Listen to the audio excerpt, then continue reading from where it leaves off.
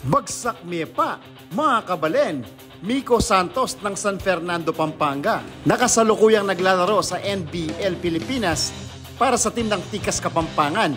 Parang ang binuhay mo, yung prime na Billy Bancil at RDO o Ranidel de Ocampo, mga idol, na merong signature moves na baby hook, mga idol, na ginagawa dati ni Billy Bancil. At sa PBA naman, ginagawa din yan ni Mac Cardona o si Captain Hook, mga idol. Kaya binansagan siyang baby hook ng Pampanga. Laman din po si Miko Santos ng mga ligang labas or intercommercial. Kaya yung ibang nakakalaban niya na PBA player or ex-PBA player, napapabilib ni Idol Miko Santos ng Tikas Kapampangan.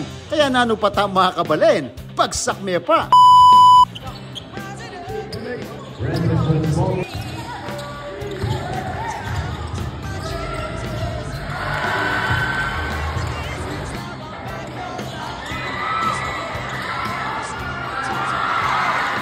Vitor